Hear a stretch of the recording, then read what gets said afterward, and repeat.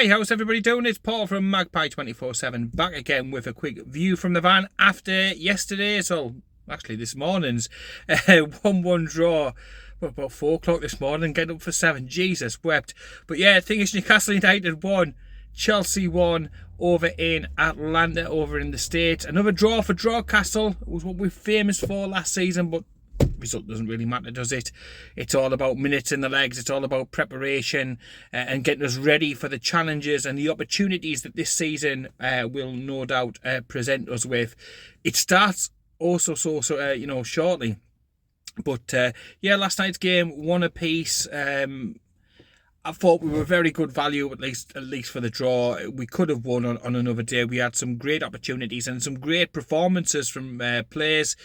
We'll start with the team news. The teams, I was looking at it, and at first on first inspection of the team, you're thinking, where's Callum Wilson?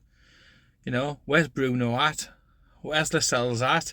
Where's Jacob Murphy at? So on and so forth, and you go through the team, and then you're looking and thinking about it. Look, we're playing again in under 48 hours. It's a big strain, especially in the heat with the travelling and everything else like that. So anyhow, trying to be as careful as is possible with the players at his disposal. Doesn't want it to pick up any injuries. We will get to one in a little bit though. But yeah, he didn't really want to take any risks at all, and yeah. Some youngsters on the bench. I was scratching my head, but a welcome addition on the bench certainly. Nick Pope. He wasn't slated originally at the beginning of the pre-season to be involved in this tournament, in this series at all. So it was great to see him back, named amongst a very youthful substitutes bench. But I thought Newcastle United went about the business, the start of the game really brightly, really positively, and yeah, Anthony Gordon was bright, he was alert. Over the course of the 90 minutes, he played in 2 positions. I have been worried that we don't have enough up top, so it was great to see him play through the middle for Newcastle and do a really, really good job. Isak started out up on the top. I don't think he had his best performance for Newcastle United up there. However, far more effective when just pulled slightly to the left of Anthony Gordon, who played through the middle. Chelsea took the lead in the game, and they'd really done nothing up till this point. But again, if you want to sort of nitpick and look for small issues or problems or things to work on in this game, the Newcastle United defence, far too slow, far too static. Martin Dubravka, I don't think particularly covered himself in glory for the Chelsea opener either. So they take the lead. To me, it's against the run of play, but I'm still quite positive. And this is the change of mindset. Previous years gone by under the likes of Steve Bruce, you're thinking, that's it, done, dusted. It was the same against Villa. Again, under the previous regimes, it would have been it would have been done and dusted, and you'd have been left kicking yourself.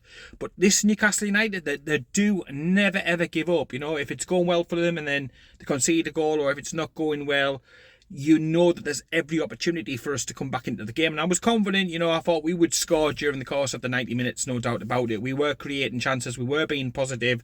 Anthony Gordon, like I touched on before, was doing great things. Lewis Miley. Now,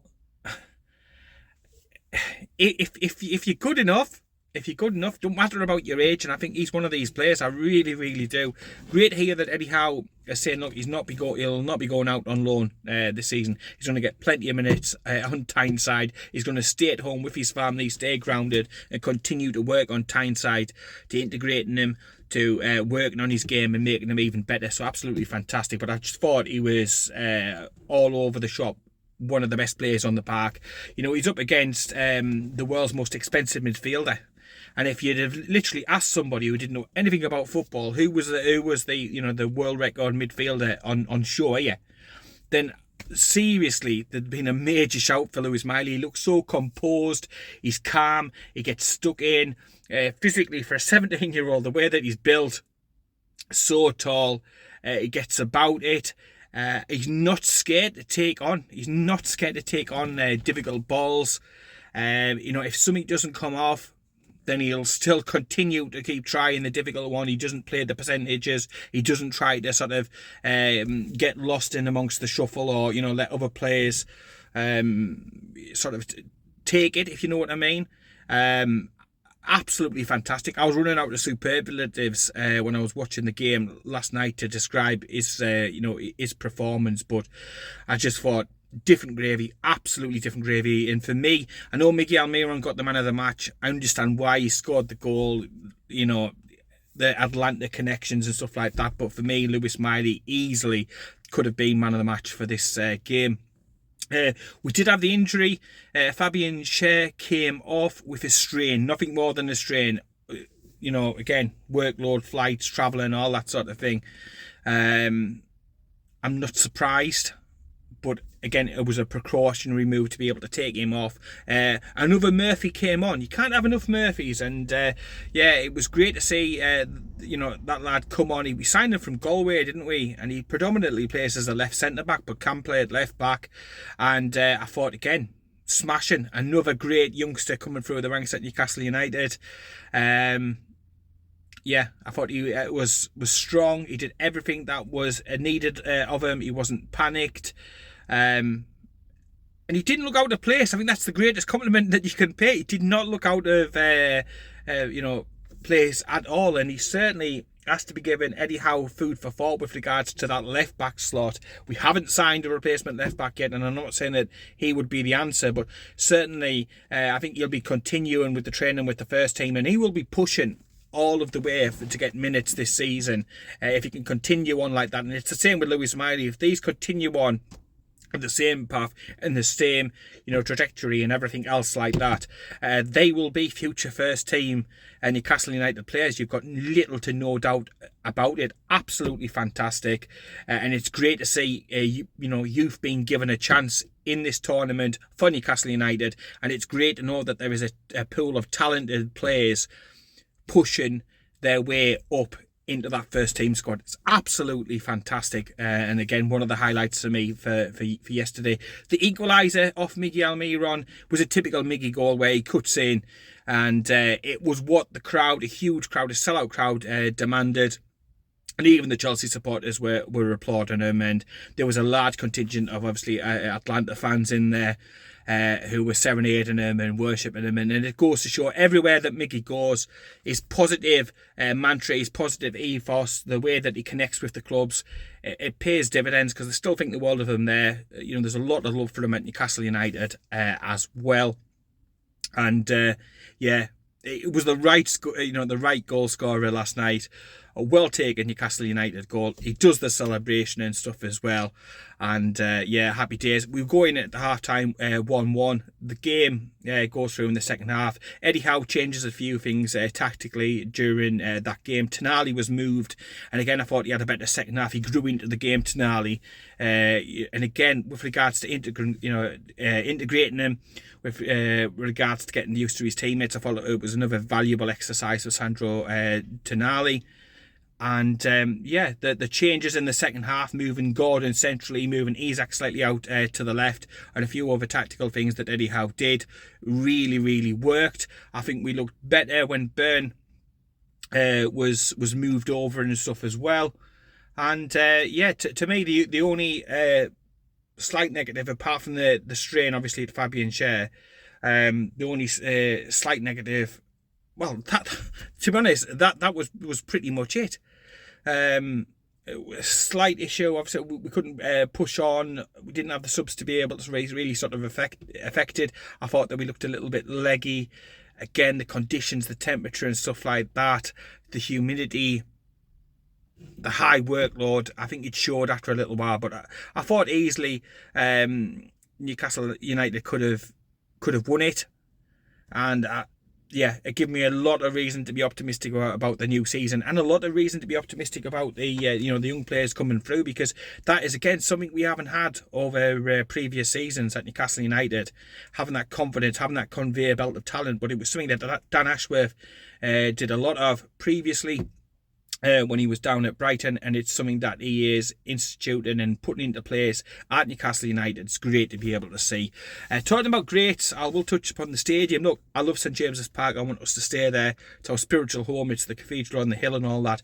But if we were ever to move stadiums to rebuild in Newcastle city centre somewhere, then you would take that stadium, because I think it looked absolutely fantastic. I know I've harped on before about Spurs' stadium, which is, really cutting edge, but something like that on Tyneside would be absolutely different gravy, wouldn't it? 70 plus thousand, all the mod cons, the screens, just the little details and the little touches, and the roof and everything else like that. It looked absolutely spectacular.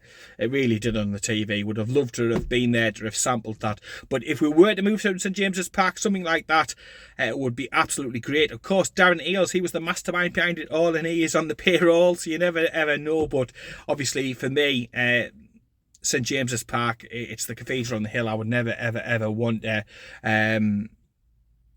move from there. I think we should do everything possible to be able to stay on the current site, because it's unique. It is unique. It is part of the charm. It is part of what we are as a club, St James's Park. So St James's, love it. But if we needed a plan A or a plan B or a plan C or whatever for future growth to get bums on seats and people to be able to get into the stadium, then boy oh boy would that be an absolutely fantastic option.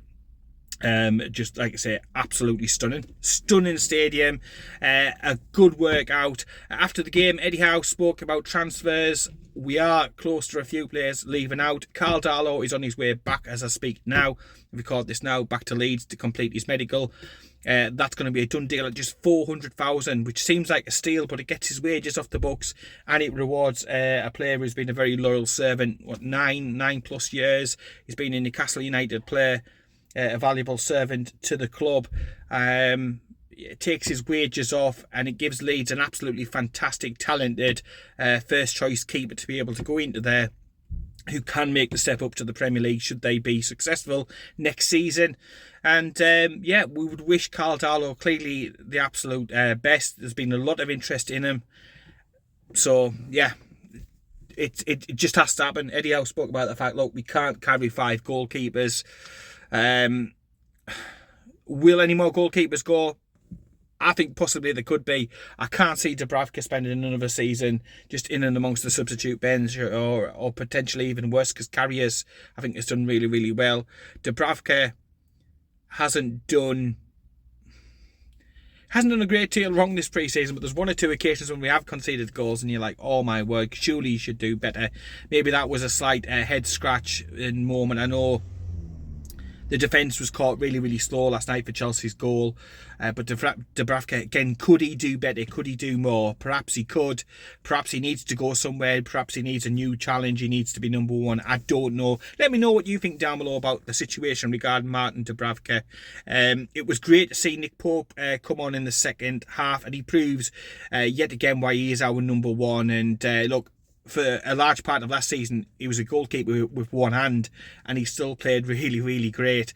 He's had the operation done. He got his hand sorted, and he produced some great stuff last night, particularly the one right at the end, right at the death. And again, Eddie Howe in the press conference really speaking up and just saying, look, that is him back, and that is why. 10 million quid, it seems an absolute steal. It really, really does in today's game, in today's market. A player of this undoubted quality. It's just great to have him at the back, and you just always feel that it's you always feel a little bit more assured when he is between the sticks.